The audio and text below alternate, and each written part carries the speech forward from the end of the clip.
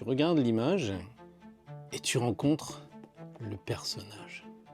Tu sais, c'est un peu comme un premier rendez-vous que tu as avec une personne que tu as rencontrée sur Internet et dont tu as vu simplement la photographie et tu te retrouves face à elle. La photo, c'est une chose, mais lorsqu'elle est en face de toi, il y a les gestes, il y a la façon de s'habiller, il y a la voix, il y a le regard, plein de choses. C'est un petit peu comme si tu feuilletais un catalogue de mode, tu vois, et puis qu'après, tu rencontres le modèle en vrai. Et là, tu t'aperçois que finalement, ce magnifique jeune homme est en fait plutôt triste parce que son regard te l'indique nettement. Peut-être aussi, tu es avec une charmante jeune dame, tu avais remarqué qu'elle avait des jolis cheveux, mais ce qui t'attire, c'est que elle a des très jolies mains, très gracieuses, très fines, et c'est ça qui t'attire, mais tu ne le voyais pas sur la photo.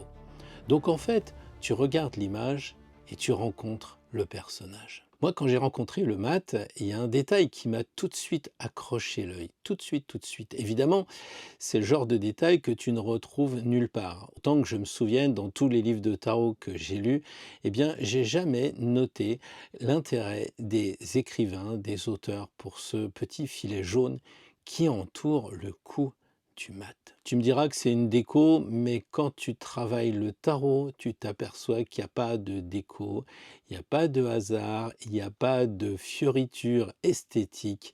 Tout est calculé, tout est pensé. Et Jodorowsky, quand il a fait Tempérance, il a bien indiqué qu'il y avait autant de pixels sur la robe rouge que de pixels sur la robe côté bleu. Alors oui, ce fil jaune qui est peint, dessiné sur la collerette, on disait au Moyen Âge un colletin pour les troubadours, pour les ménestrels, m'a tout de suite attiré l'œil. Pourquoi?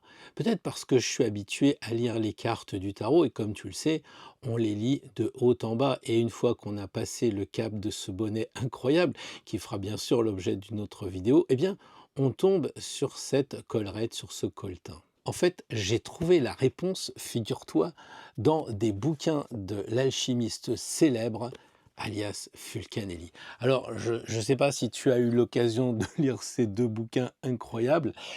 Il s'appelle Les demeures philosophales. Oui, on le connaît parce qu'il a écrit sur les cathédrales, mais là, c'est dans les ouvrages sur les demeures philosophales que j'ai trouvé la réponse de ce liseré jaune. En fait, pour tout te dire, je l'ai oublié. J'ai dû le mettre dans un mail quotidien et il a fallu que je relise un autre livre de mon ami Robert Amblin, grand savant, grand ésotériste incroyable, qui déjà dans les années 1920 parlait des maisons égales en astrologie. Bref, revenons au tarot. Et donc Robert Amblin, dans l'ombre des cathédrales, eh bien, nous indique la réponse à ce fil jaune. Je vais t'en donner lecture. On pouvait croiser des chevaliers d'ordre et des chevaliers errants, des troubadours et des ménestrels, des étudiants et des touristes, de la fameuse école de magie de Salamanque. On la surnommait Vénusberg parce qu'il disait venir de la montagne de Vénus. Ils discutaient entre eux dans la langue des dieux, dit encore gai savoir, notre cabale hermétique. Je cite encore Fulcanelli dans l'ouvrage de Robert Amblin. Ces étudiants, voyageurs, portaient autour du cou, en signe de reconnaissance et d'affiliation, un filet jaune. Le jaune est la couleur de Mercure, mais en Asie, et plus particulièrement en Chine, le jaune symbolise la sagesse.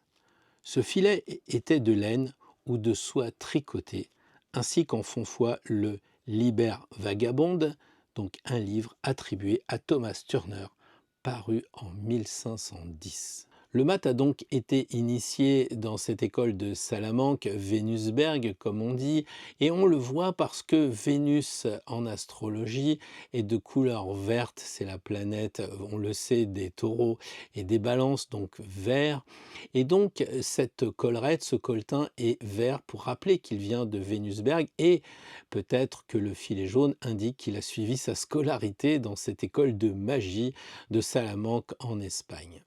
Le mat est donc un initié. Il est initié parce qu'il a reçu un enseignement hermétique sur les symboles. Il a découvert pas mal de choses au travers de ce savoir qui lui a été transmis, le gai savoir. Mais comme c'est un saltimbanque et un ménestrel, il sait qu'il doit retrouver d'autres savoirs grâce à son expérience que l'on appelle la connaissance. Et nous le savons, c'est que le mat, il est en dehors du jeu puisqu'il n'est pas numéroté et il va donc devoir rencontrer les 21 personnages, les 21 objets qui seront sur son chemin jusqu'au 21. Alors quand tu vois déjà qu'il y a 21 arcanes et qu'en plus tu te commences avec un petit filet jaune, tu te dis que tu n'es pas arrivé si tu es à chercher le moindre détail. Mais le détail va t'aider. Par exemple, je disais qu'il était initié parce qu'il a des connaissances. Mais initié, c'est celui qui commence. Et donc, si tu me suis et que tu me dis « Oh là là, moi je connais rien au symbole, c'est trop compliqué », eh bien, le mat, il a commencé sans connaître de symbole. En fait, il a initié son chemin, il l'a commencé. Et c'est ça qu'il veut dire. Sous-entendu, c'est le premier pas qui compte. Il faut donc avancer pour découvrir à la fois des symboles qui vont nous être transmis par des cours théoriques, par peut-être des mentors, et puis aussi d'autres mentors qui vont nous apprendre la vie, l'expérience de la vie et donc la connaissance. Donc le mat, il est à la fois initié et c'est aussi un initié. Donc beaucoup de détails à observer, c'est vrai, mais il y a combien de cartes? 21, 21 cartes, mais il va falloir aussi prendre conscience que quand on arrive au 21, ben c'est comme quand on arrive à Compostelle, il faut rentrer. Donc en réalité, il n'y a pas de début et il n'y a pas de fin. Et c'est ce que nous indique la première carte rencontrée, le battleur, avec sa lemniscate, son chapeau, signe de l'infini. Il va y avoir des infinis aller-retour. Et ça, c'est intéressant de se dire qu'en fait, eh bien, il faut aller, mais il faut revenir. Donc, quand il rentre le mat, eh bien, et c'est un revenant. Donc si c'est un revenant, on peut se poser la question d'où il revient. Est-ce qu'il revient de Compostelle ou est-ce qu'il revient d'une autre vie? Et c'est peut-être tout le sens du chien qui est tristement coupé sur l'arcane du mat, comme tu le sais, hein, le chien il est coupé parce que probablement avant, eh bien, c'était dans le monde invisible, c'est pour ça qu'on ne voit pas sa queue dans l'arcane, mais j'ai quand même été sympa, je l'ai reconstitué ici parce que sur Terre, il n'y a pas de chien qui se balade avec deux pattes, alors que peut-être que dans le monde invisible, les chiens ont peut-être qu'un seul morceau, je ne sais pas, mais symboliquement dans l'arcane, le fait que le chien soit coupé à moitié indique qu'il y a quelque chose qui a commencé avant l'histoire du mat, avant même de le rencontrer, avant même d'avoir une discussion avec lui. Il a déjà de l'expérience, probablement, dans d'autres vies. Et c'est ce qu'on verra dans la prochaine carte, avec cette idée qu'effectivement, tu regardes l'image, évidemment, tu regardes l'image, mais tu rencontres le personnage. Et je crois que la prochaine fois, on va rencontrer le chien. En tout cas, merci de m'avoir suivi jusque-là pour cette très courte vidéo, mais dont tu peux imaginer le parfum, c'est qu'il va y en avoir beaucoup d'autres, parce que à raison de un petit détail par-ci, un petit détail par-là, eh bien, on aura une petite vidéo par-ci et une petite vidéo par-là, de façon à ce que l'on découvre les richesses du tarot, et peut-être parce que justement le fait de voir le mat comme on l'a jamais vu, c'est-à-dire de face, quand tu es sur la carte, tu le vois de profil, là je l'observe de face, et je peux te dire, c'est pas du tout la même sensation que de le regarder sur le carton. Non, vraiment, le fait de l'avoir en statue, ça change le regard. Je te dis donc à la prochaine vidéo pour un autre détail ou peut-être un autre symbole.